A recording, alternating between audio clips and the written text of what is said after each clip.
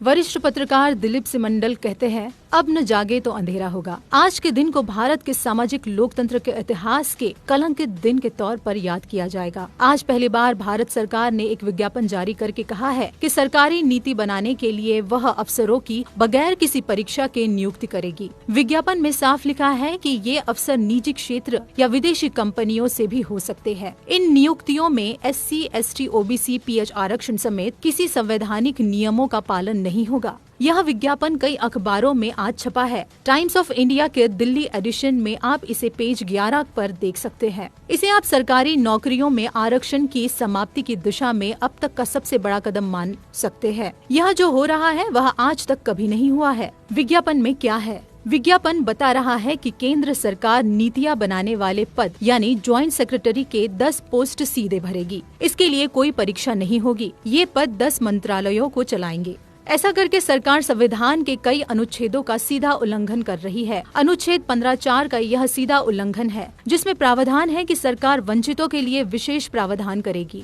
अनुच्छेद 16(4) में लिखा है कि सरकार के किसी भी स्तर पर अगर वंचित समुदायों के लोग पर्याप्त संख्या में नहीं है तो उन्हें आरक्षण दिया जाएगा।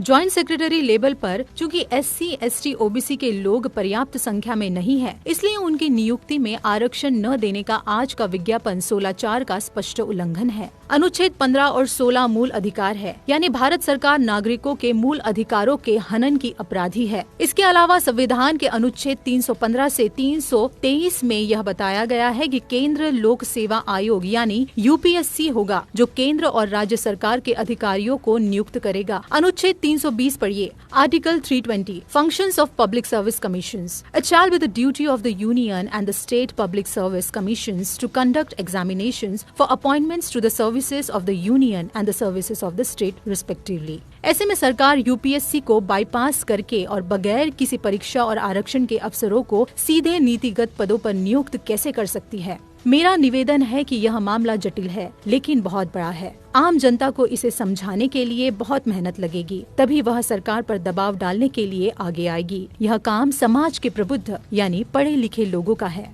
कृपया संविधान को बचाइए, आरक्षण अपने आप बच जाएगा। अगर आज सरकार ज्वाइंट सेक्रेटरी की नियुक्ति बिना परीक्षा और बिना आरक्षण के कर ले गई, तो आगे चलकर क्या हो सकता है, आप इसकी कल्पना कर सकते हैं। बीजेपी RSS आरक्षण खत्म करने की घोषणा कभी नहीं करेगी। वह ऐसा ही शातिर तरीके से आरक्षण को बेअसर कर देगी। फिर आपको भी लगेगा कि आरक्षण से कुछ होता तो है नहीं। इसके बाद की कहानी आप समझते ही हैं।